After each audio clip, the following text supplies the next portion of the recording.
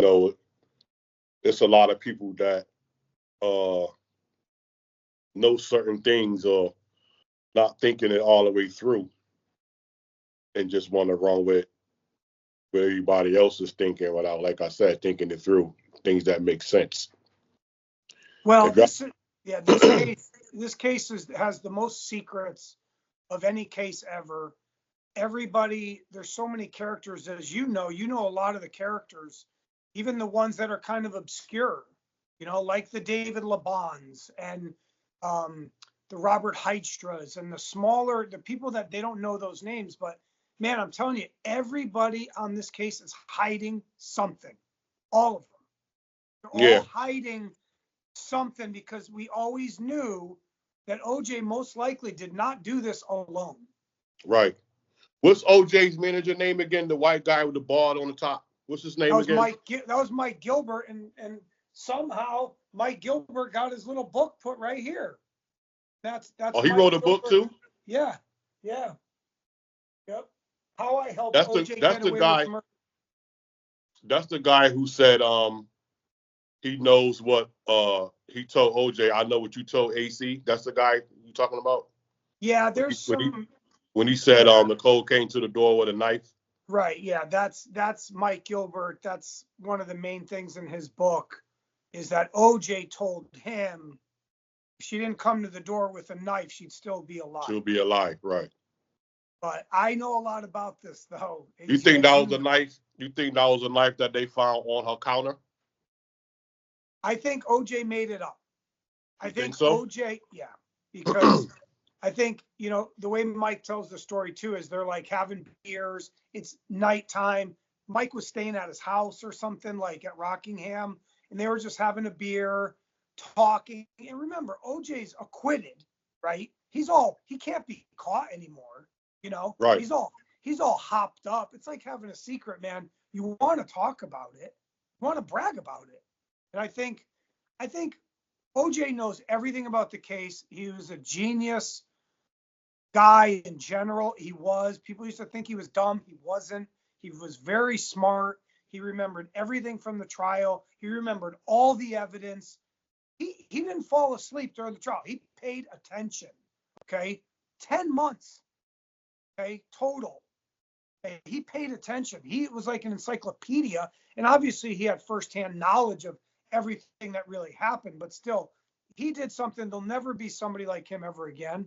But I think he told Mike that because he knew they found a big giant kitchen knife on the counter, right? Which was weird. No blood, no nothing, no struggle in the kitchen. But whether she pulled it out, like she heard a noise, we'll never know. We'll never know. Was she cutting a piece of cake? Right. I don't know. But I think OJ told him that to kind of force some blame onto Nicole. To say like, if she didn't come at me with a knife, but OJ, she took the knife and put it back on the counter. Right, and you didn't walk in the house behind her. Right, you didn't. How'd the knife get on the counter? If she came out with a knife, she just threw it over there. And it landed on the counter. Right, that makes sense. Like, I never thought of that. Yeah. If there was blood on the knife, yeah, I mean. Or maybe it was a knife that was one of the knives that was used to kill her. Well, it can't be because there's no blood on it. You'd have to say. No, I'm not saying the knife they found in the house. I'm saying the actual murder weapon. You mean that he took it outside of her kitchen? No, I'm saying the knife he claimed that she came to the door with. Yeah. Could have been one of the knights to kill her, not saying that was the knife. Oh, yeah, I see what you're saying. Yeah, I see what you're saying. But like you said, he tries to act like, you said that he remembered everything, but when he was telling us the If I Did It story, he was acting like he couldn't really remember shit. And remember that story, he told that story like 2006 or 2 years, somewhere around that time, and that was 12 years after the murder, but yeah, like he didn't really know too much. He was like, I blacked out. I don't remember this part. All I remember was I turned around and there was blood everywhere. I don't remember how it happened. I remember she fell and then this and then I remember that and that's it. I don't remember how she fell. Yeah, but You know what I remember, that's his game. He does remember. He knows Yeah. everything. He's saying to He didn't want you to make it seem like he was telling a story like this is how it happened. Let me because pause because and phrase and because that confession, the if I did it confession, right? He wanted to tell us, and he did tell us, but he wouldn't say he's stabbing someone. He just wouldn't say it. he told You, enough to get that money from them. oh yeah, yeah. Well, he would have made a lot more money if they didn't shelve that interview and that book didn't get basically shelved and then the advertising shut down. He would have made a lot of money. I mean, that would have been, Without the Goldmans touching it. well, that's what I mean. The Goldman shut the book down. They did an injunction. The judge gave them the book.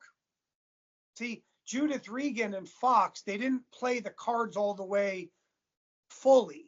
They tried to do it. They didn't realize, well, maybe they did, but they didn't care. The Goldmans had that lien on OJ's money for $33 million.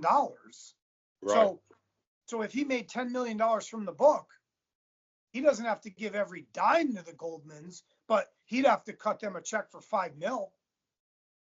You see what I mean? Like he'd have to give half the money. When you have judgments like that, you don't pay all the money. You have to pay it over time. Right. I You know know. what I mean? So he could have, I mean, look, I wish the Goldman should have let him confess and said, look, cut us a deal, Fox, right? Give us $5 million. You can have his book. And he could say what he wants. Give us $5 million. Because the Goldmans ended up getting $0. Yeah, Zero. they only got like little scraps and scripts of They got money like here and there. they got like 150 grand because they auctioned and liquidated OJ's all of his assets, but not his house. You couldn't take his house. They just took like paintings, footballs, and Mike Gilbert in his book. How did he lose his house? Because he basically said he paid for it in '77 before he retired from the NFL. I think he foreclosed. I think he didn't make any more money. He had no income. The only income he had was his pension. Yeah, that's like, good. That was good money. Huh? 30 grand a month. 20,000. Yeah, after taxes, 20,000 a month. Yeah, that's good. Not to run a mansion in Brentwood. It's not. For real? Oh yeah, 200. That's 240,000 a year. He's already living there 20 years. Remember? Yeah, but I'm just saying, Ardell, his daughter, like spent a lot of money. Like OJ lived a high lifestyle too. He had a Ferrari. He had cars. Like he owned another property. I'm not saying he was broke, but I'm saying I think eventually he couldn't upkeep that mansion, so he moved to Florida, where everything was cheap. That house that they owned on the beach. He owned a lot of properties. He gave Nicole the San Francisco condo. They had a house in Laguna, I think. Yeah. Yeah. So, yeah, but he moved to Florida and he had a smaller house. He lived, I think, north of Miami, but. Like a regular person. Yeah, he lived like his kids went to school and it was just better for him. So it's not a lot of money. When you're a millionaire and then you drop down to making 200 grand a year, that's a big difference. And he wasn't getting no more work, so he was getting zero work. Right. So when he was with NBC and Hertz, he was getting a nice piece of change, he said. And plus he was still doing movies. Yeah, but then he had the chicken thing and then he had the honey baked hams. The honey baked hams. He had a lot of streams of income at that time. But I'll say this. That murder's messed up everything for him. But I'll say this. I'll argue he wasn't that rich, and I'll tell you how I know that. Because supposedly he had $4 million in the bank. He used all that money to get out. Okay, he had no money after the trial, after the acquittal. So he only had like $4 million. That's not that much. Based on for LA rich, that's not a lot of money. I know. Right. But you have questions, but bring up your questions. We'll go into the stuff if you have your questions to go over for our first episode we might do here. Yeah, we got 7 questions for Chris Todd. I'm pretty sure y'all know who he is by now. Pretty much cracked the OJ case. for those that have an open mind and not closed-minded. Yeah, the reason why I came up with these questions is because, there's things that make sense in that case and things that don't make sense. And the things that don't make sense is never ever talked about. So that's why Okay. I'm glad we here to go left with it. Yeah. You know what I mean? Because I want to talk about the things that I noticed and see in the case or whatever that's never even brought up. Sure. It might have been brought up in a documentary, but never really been questioned. You Yeah. know? Fire away. The first one is that really make me believe that OJ didn't do that murders by himself. This is what my belief that made me believe that he had accomplices is the marks on Ron Goldman's fist. Mm-hmm. I seen the autopsy pictures and he had marks on both hands. Yep. If I'm not mistaken, I haven't Bruised. looked at it in a while, but he had marks all over his knuckles, all kind of cuts and bruises, bruise marks all over his hands or whatever the case may be. And that shows he was in a real struggle with someone, Right. fighting for his life. Yep. And that means when he got them type of marks, that means you hitting all over someone's body, ribs, face, chin, jaw, face, head. head. Yep. Especially the head and the Yep. face. That's going to leave the most marks on your fist. Mm-hmm. And it's going to make your knuckles swell up. You know how that go. But for him just to have a cut on his finger, I don't think those marks on Ron Goldman's fist came from a scuffle with OJ, because they stripped OJ. What's his name? What's the older guy named Tom? Tom Lang. Tom Lang. That's the detective, right? Well, they looked at OJ multiple times. Even Shapiro and Cochran, or Shapiro, they had to take his shirt off and they examined him. So did Lang, yeah. The day they took his blood. Yeah, the day they took his. Yeah, the day he got back from Chicago, when he went to give them the blood at the police station, and when they interrogated him or whatever, when they taped the conversation, they made him, strip, took his shirt off or whatever the case may be. He showed them his whole body. He didn't have no marks nowhere on his body except that cut on his finger, and that was it. Well, no yeah. So to address the Ron Goldman thing, so one thing at a time, right? So the bruising on the knuckles, you see the bruising really on his, and there are cuts in his fingers too, like defense wounds like this. If he's being stabbed and he's grabbing a knife too, like he's trying to grab it or block it. But the bruising on both knuckles, absolutely, he's punching Charlie. He's punching the other killer, okay? Because we know that Charlie's bleeding because there's blood at the crime scene and in the Bronco that doesn't match OJ, Ron, or Nicole. That's how we know there's someone else. Yes. Okay. But the thing is, now the LAPD and the kind of, let's say you're leaning on the traditional side of how you think OJ did it by himself. They tried to say that Ron, he hit his hands like flailing into the fence like this. And also, got all those marks? You wouldn't get that. None of that doesn't make any sense. And that he hit a tree and that, and he's on the ground. These are bruises on his knuckles from making contact. Making contact, right. Correct. They said he could fight. I'm sure you're fighting for your life and you're, going wild. 5'11". Right. Normal, and then, he got stabbed. He got stabbed in the bottom of his foot, in the bottom of the boot. They stabbed him. Shoe, yeah.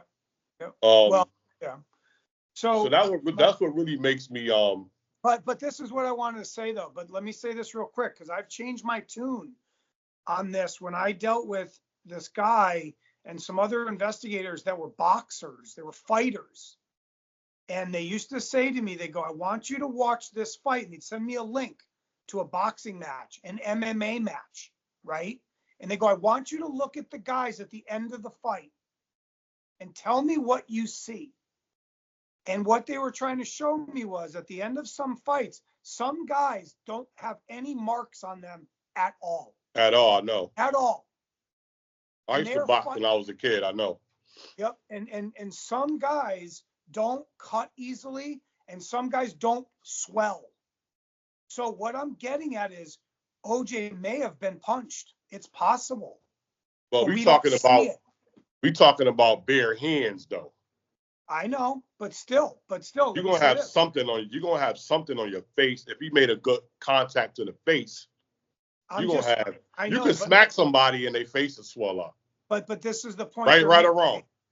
Well, go watch BKFC. Go watch bare knuckle boxing. Go watch every single round. Some of those guys look like they haven't been touched either, and they're getting smacked. Well, I'm gonna tell you one thing, not to be bragging on myself, but in my past, I punch slapped a lot of people in my past, and in 2 seconds they face flared up. Some, yeah, no, I understand. I'm not saying I'm 100% correct. Yeah, I get it. I'm leaving open the option that it's possible OJ was punched. Okay, and he got lucky. There's a lot of things in the OJ case that he got lucky. I think he got punched. I think he got punched and ran. And whoever was with him, I think he left them there and heading towards the Bronco. Well, yeah, I mean, you have your He own looks theory. like a runner. It's like the person who started the shit and come on like 5 people and get it started. And once everybody start fighting, he the one that start running and ducking and leave all his boys there to handle the fight. Yeah, but remember, the person in the blood is standing and is also walking. They're not running. They dripping blood, right? So there's those shoe prints are clean, like just solid. Yeah. They're not running, smeared. So that's true. But yeah, and the other shoe print that Lee found wasn't as strong as the Molly shoe, whatever you call them shoes he had on. It wasn't as strong as those footprints were. Right. You just saw like 1.5 footprint of the. Well, they actually, there's about 4 footprints, shoe prints. They're called the parallel line. So the lines are straight like this. When OJ's called a Z shape, the Bruno Mali, the bottom was a Z shape like this.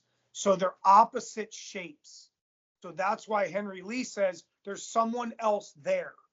There's someone else is here in the blood. And the knife expert wanted to believe him. The knife expert said the same thing, and Marshall Clark got rid of him. He told it was 2 separate knives used. Well, that's the coroner. That's Dr. Irwin Golden. They got rid of him quick. One day. He testified for 1 day in the pretrial, and he was gone. I'm surprised the defense team ain't pick him up. I know. They should have. They should have fought for him. Yep. I don't get that at all. Yep. Question number 2 is the skin on Nicole nails that didn't match OJ. Yes. Is that true? So Barry Scheck, in his closing argument, talks about blood and tissue being under Nicole's nails that are a type B blood. Now, OJ, Ron, and Nicole, none of them were a type B. So he uses that. I met Barry. I got to talk to Barry one time. He says in his closing argument, when it comes back on the EAP system, it's a B. He doesn't mean a B. He means a B type. That doesn't match Ron. That doesn't match OJ. That doesn't match Nicole. And what he's trying to, and then he basically bluntly says, because there's someone else there. He's saying that. It had to be. And look, I don't know. Look, we have to be careful with DNA. She could have had stuff under nails from some other time. We don't know. DNA lasts a long time then. If it's not scrubbed with bleach or the sun hits it, it can last for a long time.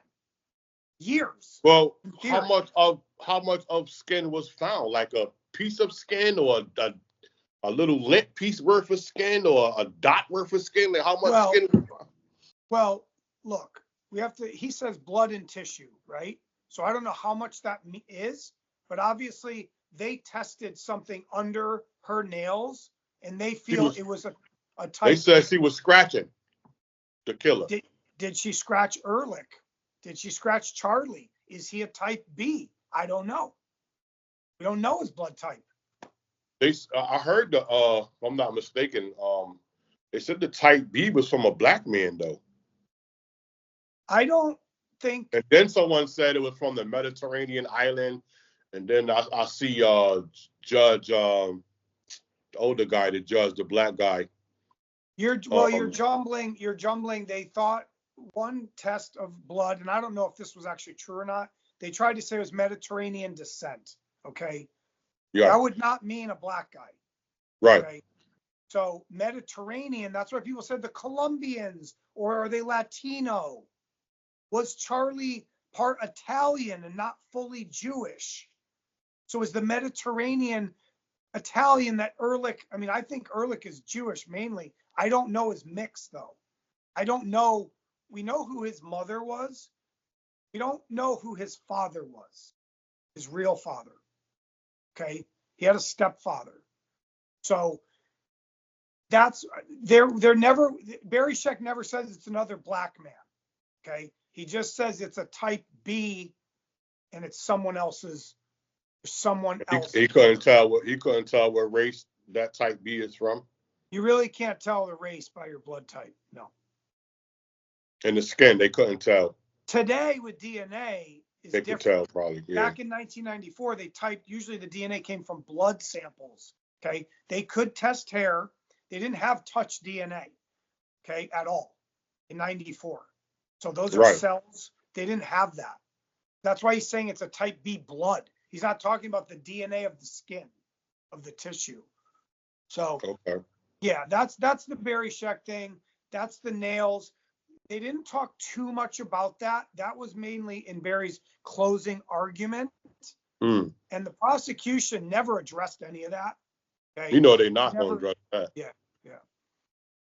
And also, I know you heard about the blood on Nicole's back that they never tested, that they just wiped that away. I truly believe that's actually Nicole's blood. I seen the picture. She had all kinds of drops of blood when she was laying on her back. Well, they're dropped from a high distance because there's a giant spatter. So it's long. Okay. And if you learn about the blood spatter, like I had to, and Dr. Henry Lee talks about, if it's coming from a high point and it's hitting with a higher velocity. So it's now going to spatter more. Okay. Now, I believe when OJ cut Nicole, he's standing over her and the blood is dripping off his arm onto her back. I believe that's her blood. Yep. Now this is a powerful one right here. All right. I want to give what I think, and I want you to tell what you think. Of course. Number 4. We have 4. What made OJ stop what he was doing and go to Bundy in a rage? If people think he was 100% guilty of the murders, what does make a person just think at 10 o'clock or whatever, let me go over Bundy and do what? Kill Max's wife? Because this knowing that the limo driver coming in an hour or whatever time he was coming, half an hour? Because this is the whole point of the ruse of what the OJ case is. It wasn't premeditated. Okay? OJ's waiting for a limousine. It's on its way. It's literally and what time on was the this way. What time did the limousine get there? The limousine landed at his house about 10:25 p.m. 10:25? The limousine got there? Yes. 10:25? Okay. Because remember, they're gone. They're not home. So right. OJ and Charlie are gone at about 10:15-ish. They're on their way to Bundy. Okay. And what time was his flight? The flight was supposed to be at like 11:45. So he got to his house. He got to his house kind of early. No, watch. I know. Let me just lay it out. Okay. Mm-hmm. Charlie shows up to OJ's Rockingham house at about 10 o'clock p.m. He starts to talk to OJ. OJ tells you in his book, chapter 6, I saw this car drive by. A guy waved. I didn't know who it was. Oh, it's Charlie. I remember I told him, hey, if he's ever in the neighborhood, come stop by. I guess he really was going to do it. That's how OJ tells it in chapter 6 of If I Did It. Okay. Also, through Charlie's confession, screenplay tape, evidence linking it all together, he does go to Rockingham at about 10 p.m. Him and OJ talk, and Charlie tells him, you owe us a bunch of coke money. That's what it is. It has nothing to do with Nicole, has nothing to do with Ron Goldman, has nothing to do with, so that limousine is on the way. He's trying to be early. Alan Park told you that in the testimony. I wanted to be early. He was supposed to show up at like 10:45, but he wanted to be like 20 to 15 minutes early. So he's en route. OJ's chipping golf balls in the front yard, remember?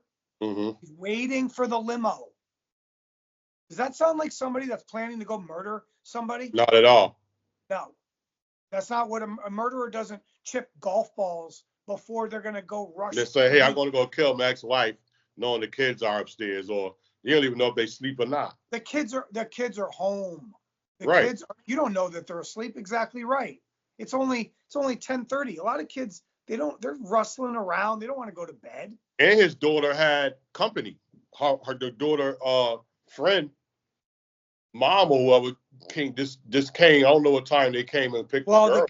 the dad came to get her about 9 o'clock ish. So their plans changed. She was supposed to sleep over. The dad came and got her about 9.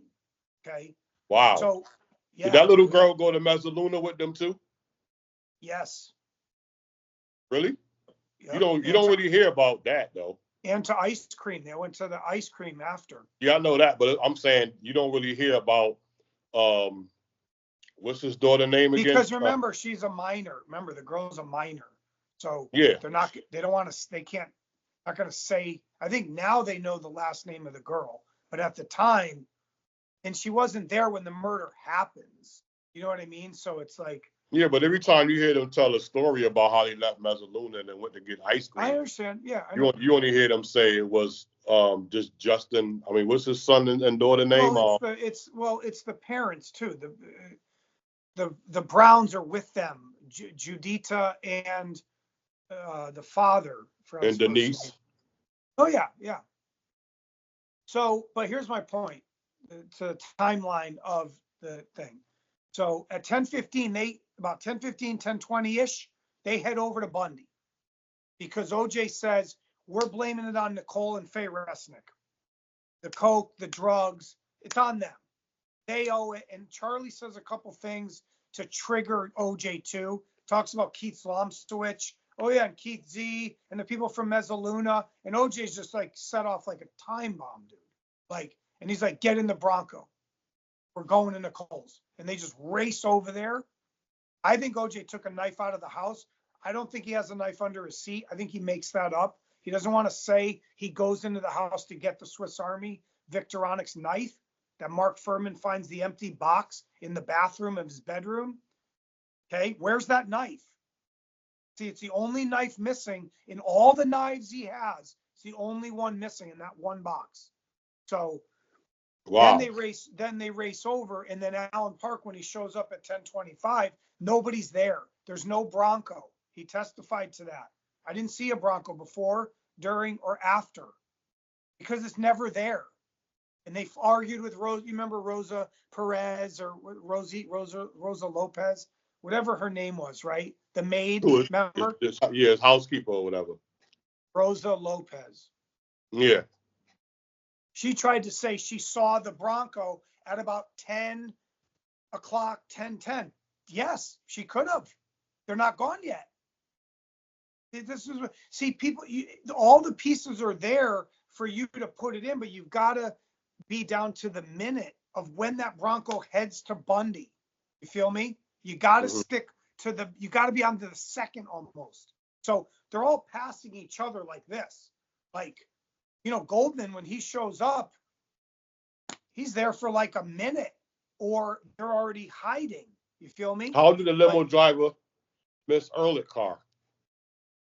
because he They're beat not them back to the house, right? they're not looking for a car. There's cars parked on the street. I How would you mean, know? when he recollects the situation, it's not like he testified 10 years later. I'm pretty sure he would have remembered if he seen a car there. Ehrlich didn't park right in front of Rockingham. He parks like a little way down the street. He's not right in front of. When him and OJ leaves to go to Bundy. Yeah, they don't know. They're not looking for a car. There's cars in the road in general. You see what I mean? How do you know? He doesn't know there's a murder going to happen. He's not paying attention to all the cars on the road. The whole point is there's no car in front of Rockingham that he sees at all. You see what I mean? Right. If Ehrlich can't park his car right in front because the Bronco could be on Ashland, right? Okay, Ashford. That's where the Bronco could be. There was a lot of confusion about where the Bronco was at first. Was it in the driveway? Did OJ call Paula Barbieri on the phone from the driveway? Remember at 10:03, there's a call from his car cell phone. Mm-hmm. That car is still at Rockingham. They're not driving over to Nicole's like Marcia Clark tries to say. They're not driving in the car and he's calling Paula Barbieri at 10:03. No, he's still at Rockingham at that time. So, look, there's so much to it, but Yeah, I get it. Yeah, there's a lot to it, man. Now this number 5. Did OJ purposely drive to McDonald's in what was that, Santa Monica or Malibu? Santa Monica. Santa Monica to buy drugs while Cato rode along with him? This is a story that was basically. That's a good one. Because why did he skip over the McDonald's in Brentwood? I understand. Yeah, they asked him, why'd you go to the other McDonald's when there was one closer to you? They asked Cato the same question. Cato didn't know why, right? He wasn't driving. Yeah, he didn't know why. OJ didn't really have an excuse either. He said, well, I just felt like going to that one. Now, what you're talking about, whether they went to Burger King to buy meth or drugs, this was something created by Mario Nitrini. Okay? This is the wacko online who is a rude person and is just a dipshit.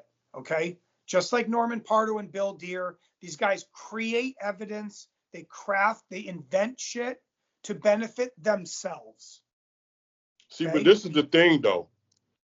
A lot of things, not saying you, but a lot of things that, if you want a lot of the little answers for and things that you want to backtrack on what you heard this person and that person and OJ say, right? All you got to do is just listen to all the interviews and watch all the documentaries, and some of the stuff you can just piece together on your own, right? Because OJ did say out his own mouth. The only reason why he spoke to Cato at that moment for him to end up in a car with him is he said he went to him to ask him for change for $100. Right. He never said what he wanted to use that $100 for at first. Right. Right. So in my eyes, me being in the streets all my life, in my earlier life, you would think that if you're going to buy drugs, you're going to have to get change first. If you're going to see your dealer, you will automatically think that your dealer has change for $100. Mm-hmm. You know what I'm saying? But right. He said he went to Cato and asked him, could he change $100? For the sky cab. Huh?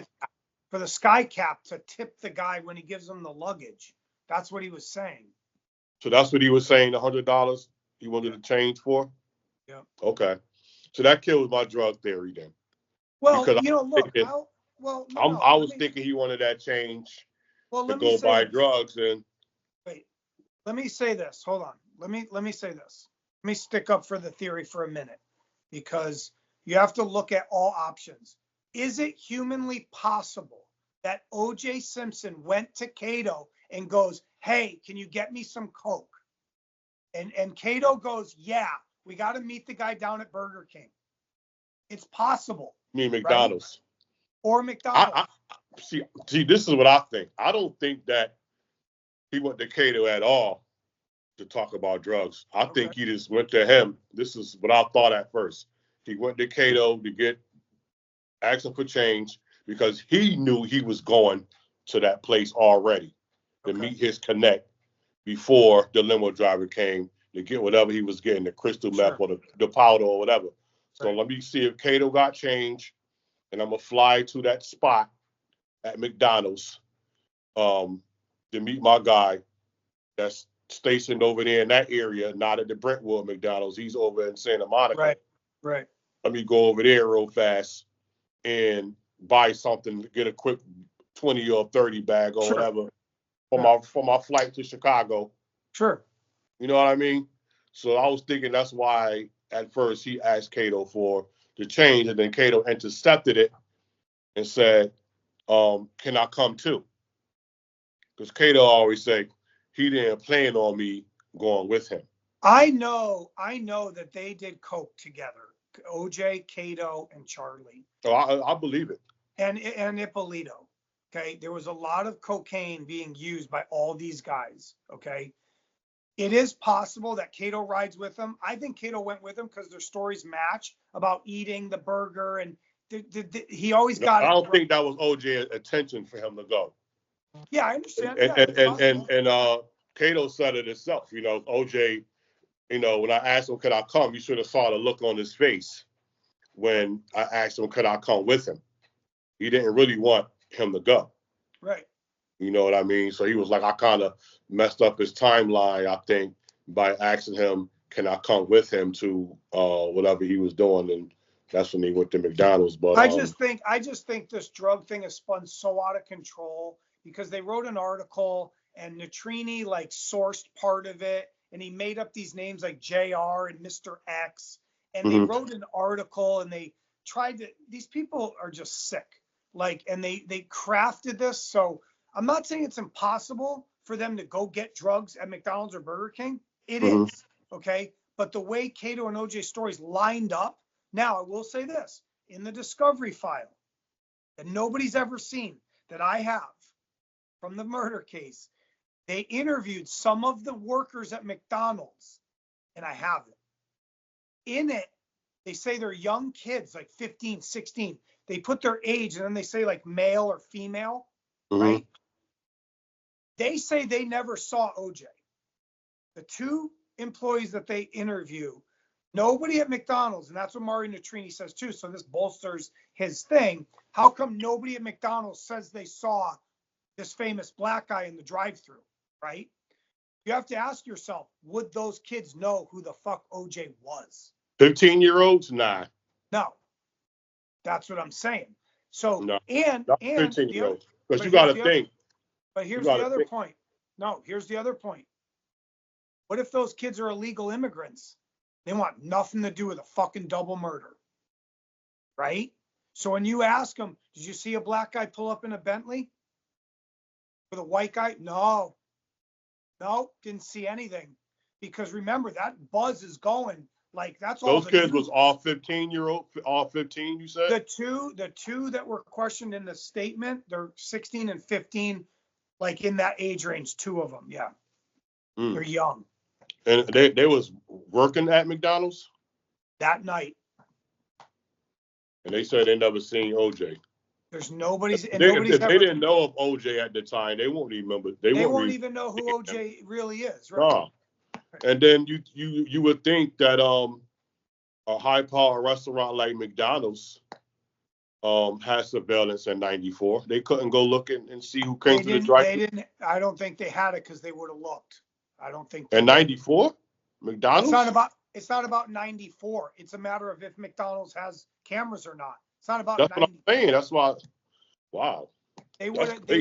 No. They would have looked that up. They would have done that. I don't think they had cameras in the drive-thru. Is my point. Well, they both stuck to that. They both stuck to that story. And that's what I mean. Cato states to this day how he munches down that burger on the way back home.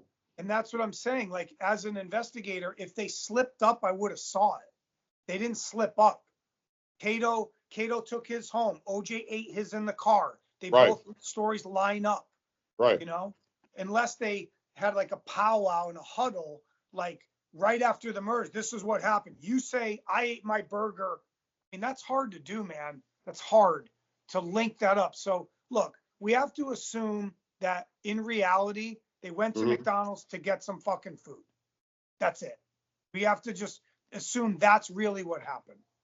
Yeah, yeah. I believe they did because Cato sticks to that to this day. Yeah. Well, And we're talking about Cato. Cato's a liar.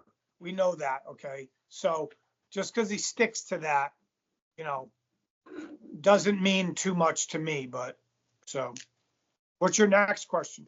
but I don't think that Cato would lie for OJ much as he backlashes him now.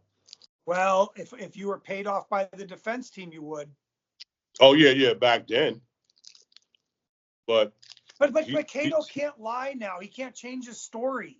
That's why Cato tells the same tired old story I over know. and over, just And, like oh, Tom I know. Zenner. They tell the same bullshit. That Yeah. yeah, I think OJ's guilty now. I think so. Yeah, bullshit, Cato. You knew OJ was fucking guilty. You saw him behind the house, practically naked. You know you did. You fucking basically admitted it. But people aren't smart enough to see in your testimony that you went behind the house with a flashlight and looked down the thing, and he's standing right there. He's right there because that's why Alan Park says, well, I saw two people come together, like a white guy and then right behind him a black guy. Oh, how are you together, Cato? You don't know OJ's behind you when you just looked back there. He's 10 feet from you. He's a liar. He's a fraud. Yeah, why did Cato go in his bungalow and ate his food, and then about 45 minutes later, he's out this comes out of his room and comes out in the front of the house to help OJ with his luggage.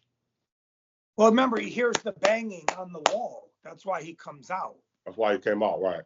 Because OJ's triggering him to come out. See that whole thing with the fucking air conditioner is bullshit. It's not. He didn't run into the air conditioner. He's banging on his wall. And the He's reason banging on his wall. Cato fucked up because Cato shouldn't have said the way he did it in the trials. He banged like with these three distinct rhythm. Okay. I don't know why he did that. Did he fuck it up? I don't know. Like, was he trying to be truthful? Because he really didn't need to say that. Cato could have just said, my wall shook and I just heard a bang. But he went into such fucking detail. I heard like He thought it was a hurricane or something. He said. Yeah, earthquakes. While he was Dude, talking to the girl on the phone. Bro, I live through earthquakes all the time. There never is a knocking sound. Yeah, there's never a slap on your wall. And he been living in LA at that time long enough to know that, right? Of course.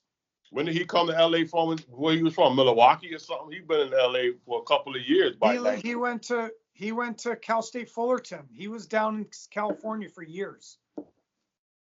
He was from Wisconsin originally. He went to like college at Cal State Fullerton for a year or two. He lived in LA for a couple of years, not that long.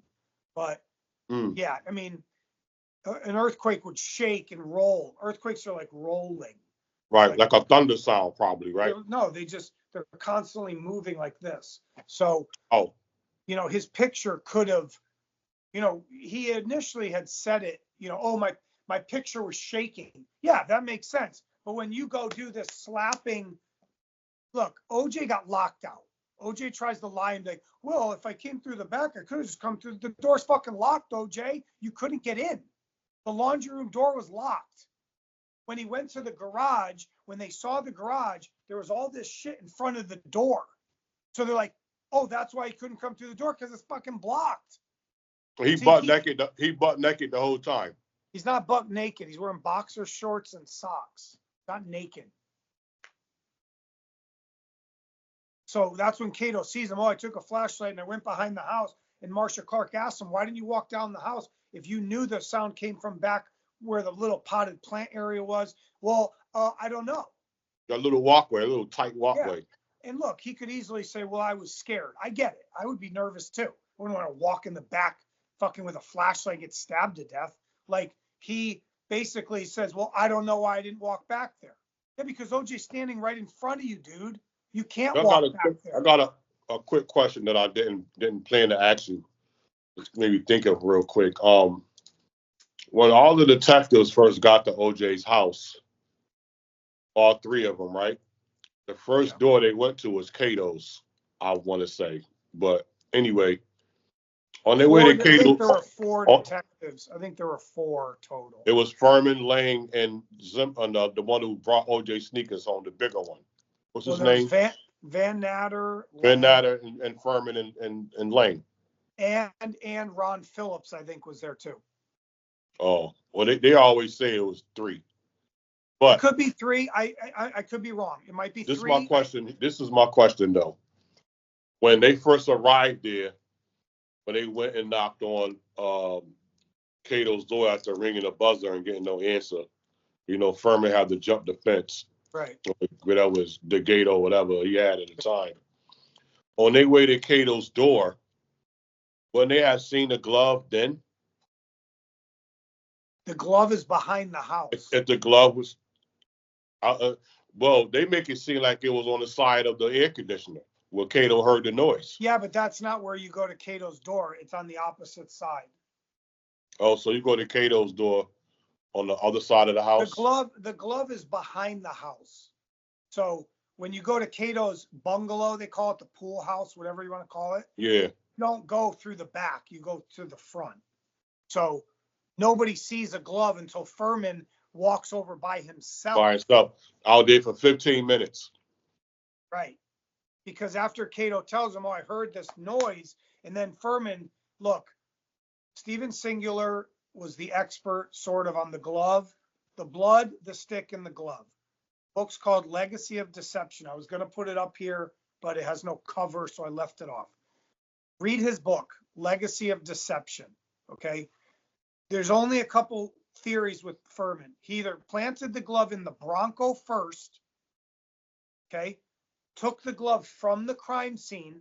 Both gloves were at the crime scene. Furman takes it, puts it in the Bronco.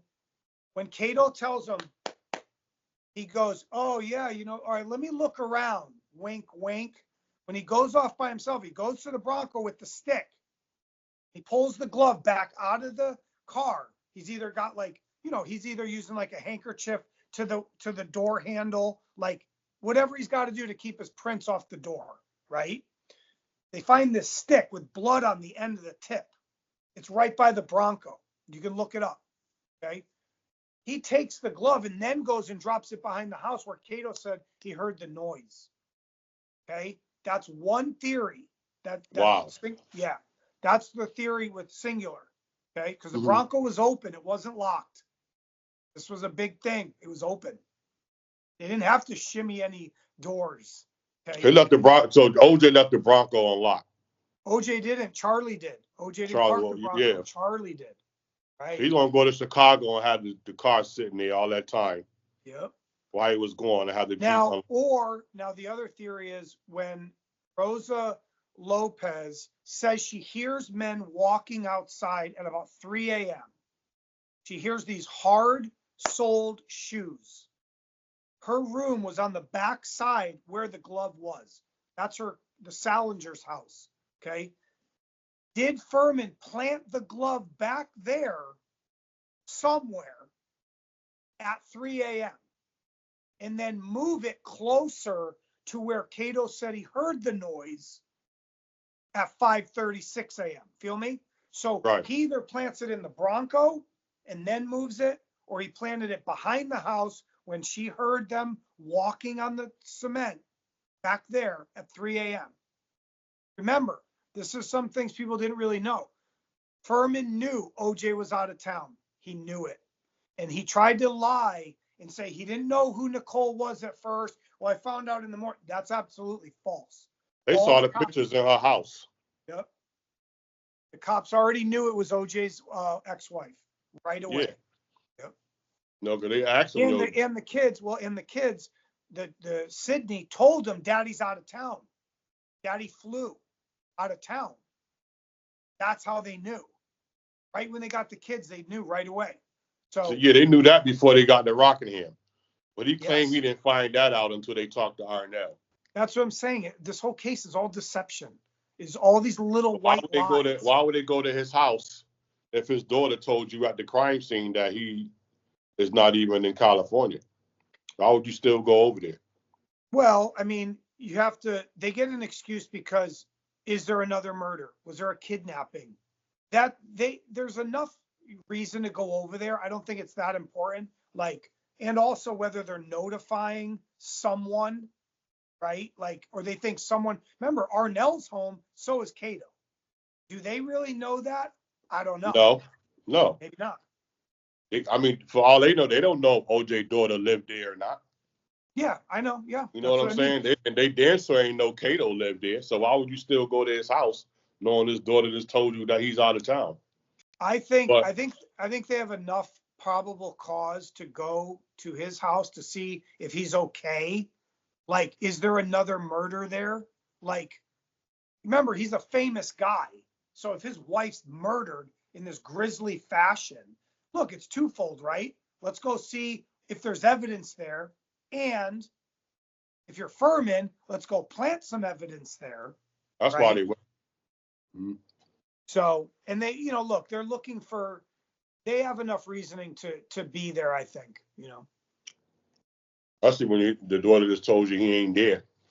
But this is another one. This is the last one. Somebody, um,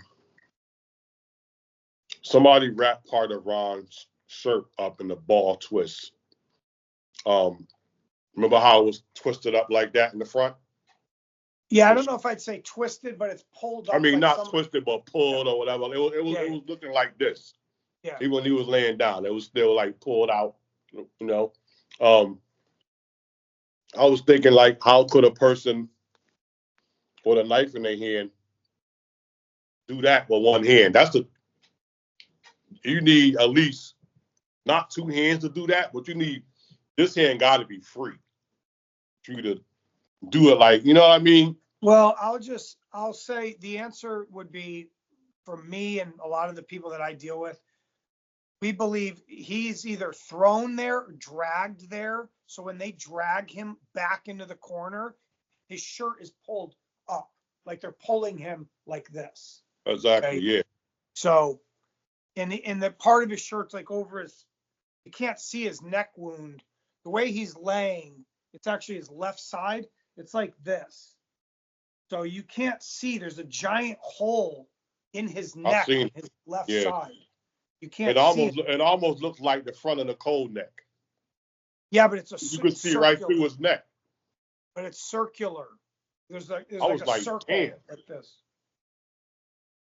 Oh yeah, his wounds are head, neck, ears, skull. The backside of his neck, I have the autopsy pictures. The both back sides of his neck are cut like this. Like massive, like somebody struck him across the back, exploded his neck, like back here on the back of his skull. Like, Mm-hmm. oh yeah, he's stabbed in the head. So is Nicole. Nicole has a stab wound straight into her head too. Yeah, I know. But it was, the way that was like, I saw that shirt. It was like, when, whether he was fighting, was they trying to like maybe pull his shirt over his head while they was fighting? Because that's I a good just, defense when you fighting, to do that. yeah, A he had a fight coat throw on. people off. Well, he had like another, Huh? it's a shirt and a coat. It's not just the shirt. He has like a jacket with the shirt, I think. So Yeah. And he had on I high think boots. I think he was dragged or thrown back there, like, or they push him. We don't know exactly right where he died. Like, I you know. know what I mean? Yeah. There was some evidence that there was fighting out front. Mm. Okay. So the bushes, there was rustled in the bushes too. Like on the side at one point, they talked about too. Like, was he attacked when he was out front? Okay. And he tried to wrestle and fight. Then they threw him into the alcove. We don't know. We're never going to know. I believe Charlie and OJ came through the back together. And I believe they hid back when they either see Ron and Nicole already talking, right? And they kind of hide back for a sec. Then they come in. Hey, what's up, guys? What the fuck's going on? The other theory is that Charlie be out front and sees him go, and then they bookend him, like he comes up from behind him. What's going on? And then they push him into the thing.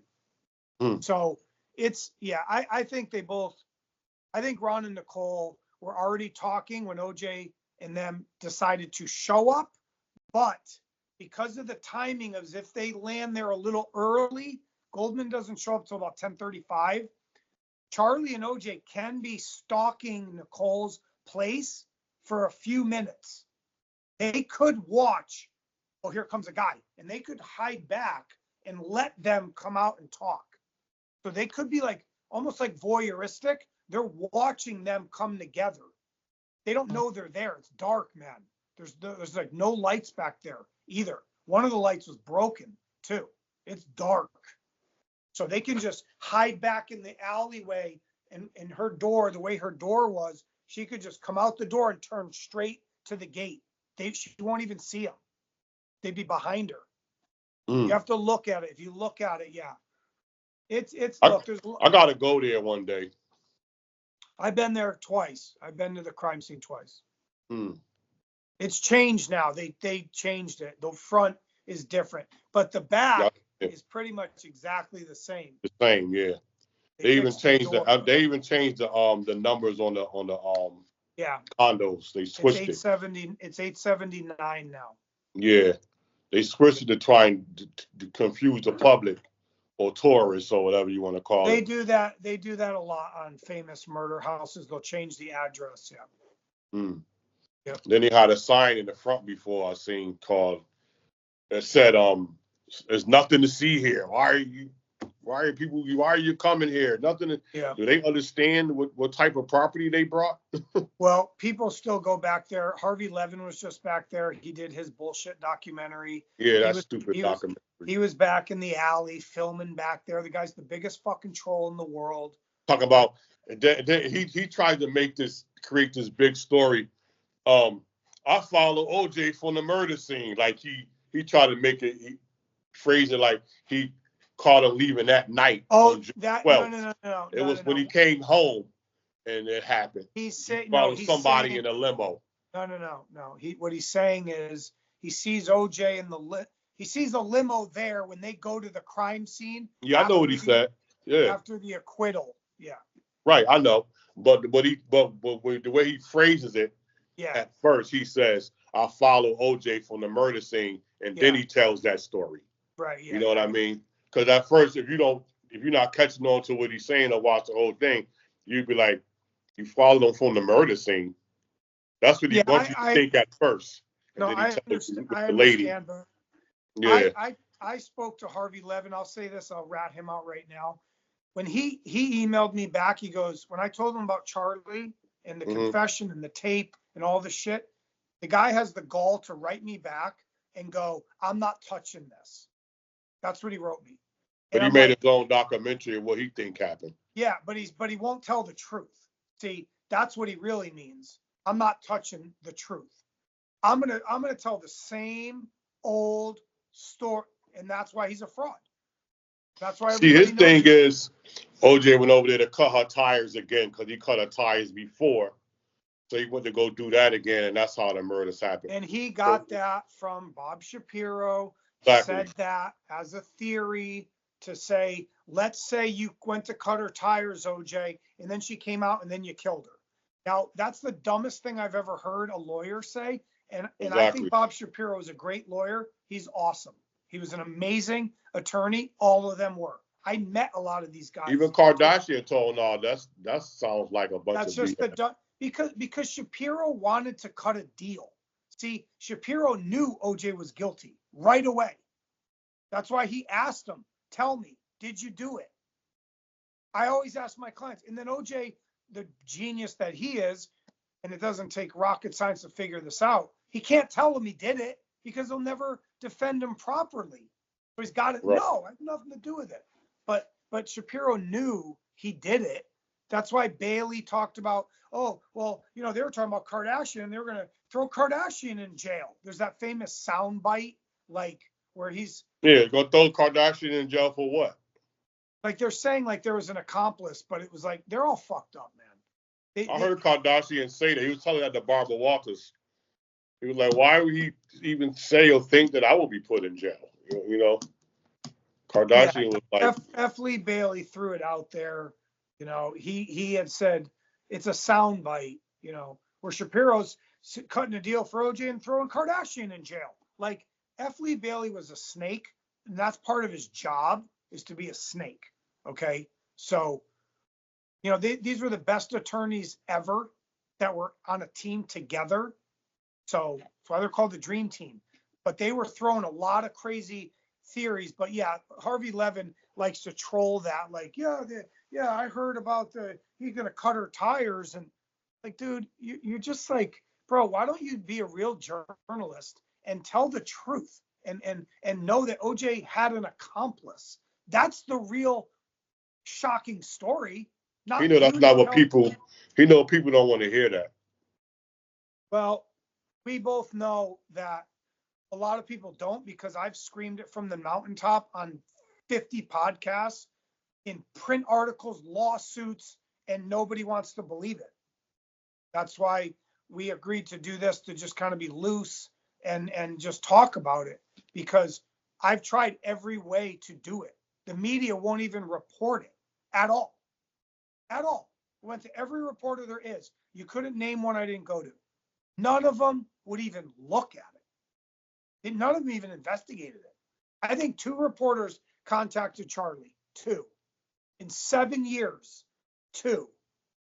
And when he goes, I didn't do it, they came back to me and go, oh, he said he didn't do it. I'm like, they thought he was going to, a person was going to say, oh yeah, I killed Nicole Brown Simpson and Ronald Goldman. I know, that's how dumb they are. A lot of these reporters are fucking morons. The police won't do nothing about it anyway, even if he did say I did it. True.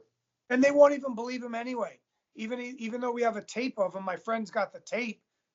I don't think, from what, I haven't even heard the whole tape, but I know it's on there. People won't believe it anyway. It'd be like you saying, I was with OJ, I stabbed Ron Goldman. Prove it. Prove it. Right. And you'd have no way to prove it. Right. OJ, even if OJ was alive and he said he did it now, they still couldn't charge him again.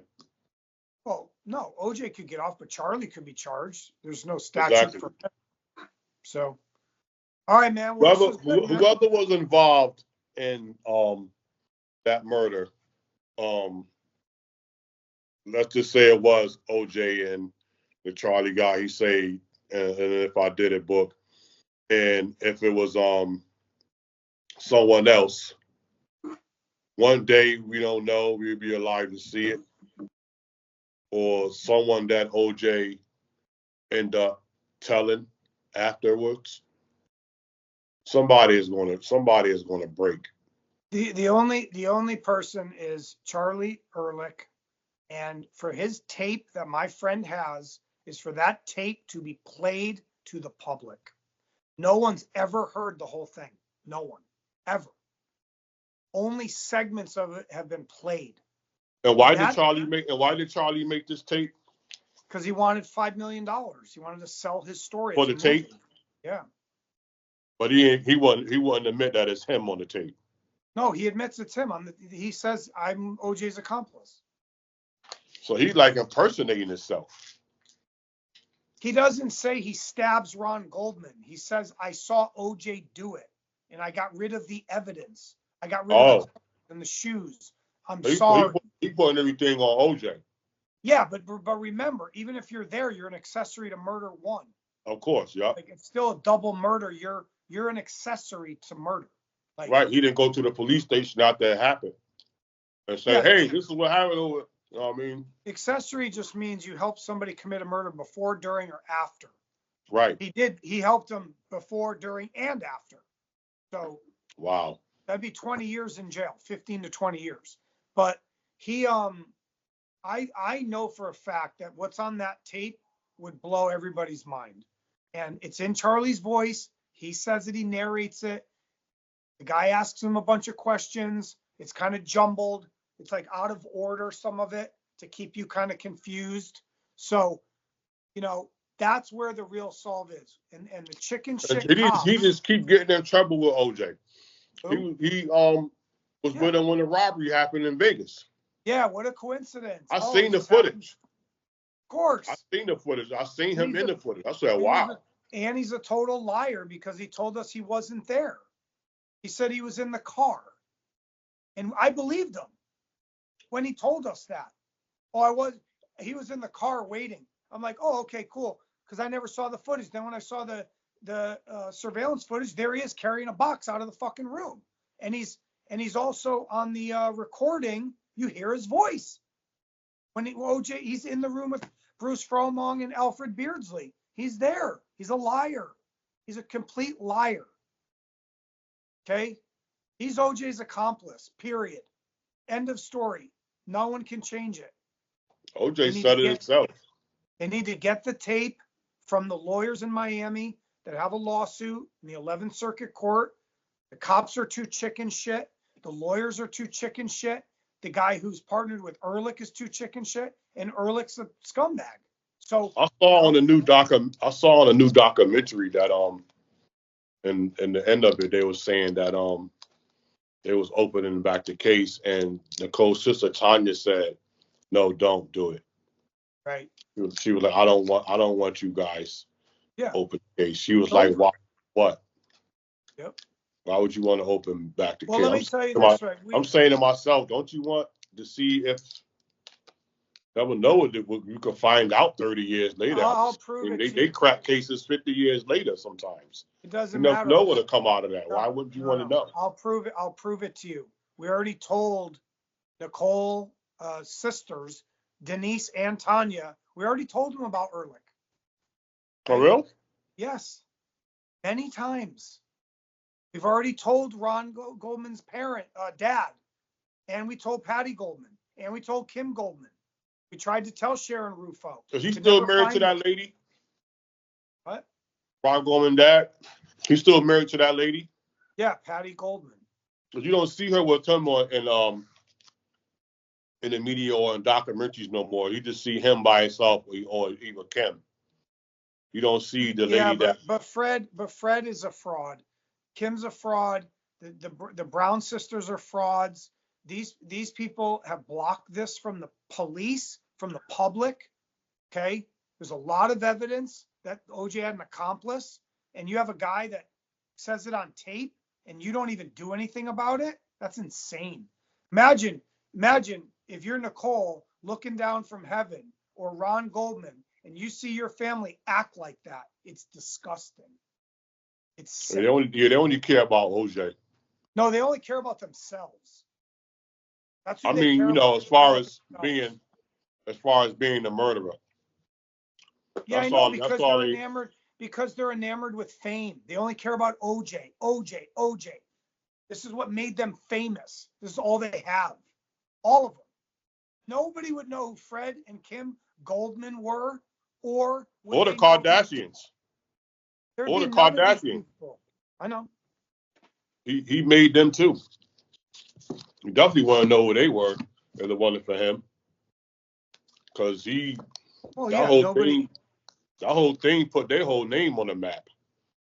A lot of journalists even said that themselves. Well, it put Robert Kardashian. He was kind of known. He was wealthy. And look, the Kardashians were sort of kind of launched. They weren't made by him, but I'd say they were launched by him. Okay. They did their own thing. By Hollywood media. Yeah. So, all right. Well, this is good, man. I think this is good. And, we'll do another one. We'll maybe do some different questions. And yeah, man. Nice talking to you, man. Yeah, I appreciate it. It's good to finally get to shoot the shit because a lot of times I'll be watching podcasts or documentaries on this topic, and it's a lot of things they be having wrong, a lot of things that they talk about that don't make no sense. Like the other guy documentary when he says that Ronald Goldman walks to Nicole's house in Mezzaluna. No, he doesn't walk over there. He borrows his co-worker's car. It's actually his ex-girlfriend, Andrea Scott is her name. The waitress. He borrows her car to go over there. She worked at Mezzaluna too, right? No. Andrea Scott is a girl he used to date. He borrows her car. It's like a Toyota. I have Oh, the map. I have in the discovery file, I have the map that nobody's ever seen this of actually where he parked the car. There's they drew a did he map park on Dorothy or in front of the gate? on Dorothy, right? So On he parked. Dorothy. His car was. He parked where OJ parked at. The OJ parked in the alley behind the house. That's Dorothy, Behind right? Bundy. Behind Bundy in the alley. Yeah, isn't that Dorothy is called? Dorothy Street? No. The alley doesn't have a name. It's a garbage alley. Oh, for real? Yeah, Dorothy is perpendicular to Bundy. He parked right between basically the front door and the back door. That's why nobody could ever figure out, did he really go in the back or the front? You know what I'm saying? Like, Mm-hmm. you can't really park on the street on Bundy. It's too narrow. You can't just like stop your car there. So In front of her gate, you can't just stop yeah, right there. yeah, you can't really stop right there. It's dangerous. Like it's So, too narrow. so anyone that's going to that residence has to park in where her garage is in the back. Yeah, The garbage and spot. there's not really parking back there. It's an alley. It's an alley, yeah, you know what I mean. Yeah, you park right there. You park on Dorothy. You would park there. But I think Ron goes to the front. I don't think he'd go through the back. I don't think Ron Goldman ever was at Nicole's house. She only hung out with Ron like 3 times. And then most of the time it was like out in public or at their friend's house. Or at Starbucks. I don't think he ever was at Bundy. Or at Starbucks, you know, they The gym, they met at him the and a lot of gym. his friends over there in the morning getting coffee and stuff. You know, they call them the Brentwood boys or the Brentwood guys. Yeah, they met at a all gym. be at Starbucks. They met at a gym, I believe. There's a lot of confusion about where they actually met, but probably I don't know. But Faye Resnick said she introduced Nicole to Ron. At the Starbucks, they would talk to them. That's where they met them. Like officially, I guess. That's I said, I've been told they met at a gym. That's in the book. That's in, I think, Ron's book. His dad wrote. There's also somebody else said they met the gym owner. There was a gym in Brentwood. The guy owned the gym and said that's where Nicole and Ron met.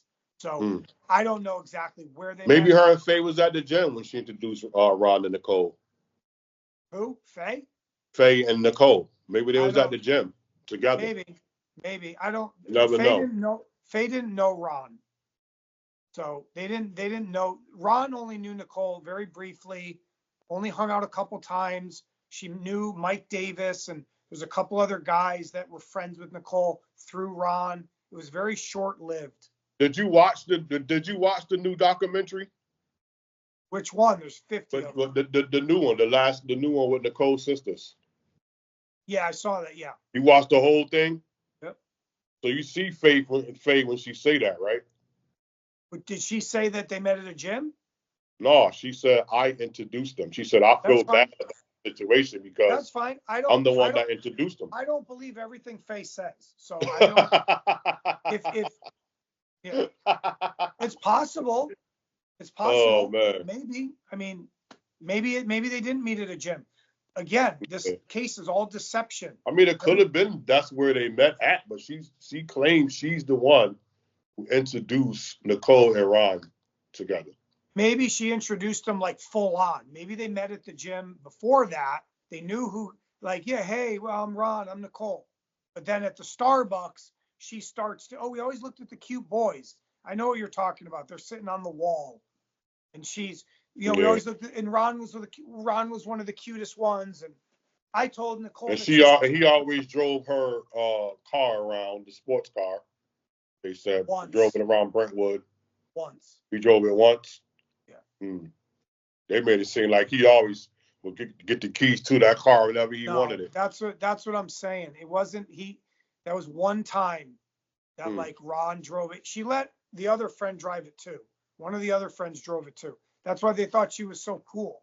She was so laid back, and she had beach sand in the Ferrari. She took it to the beach, like yeah.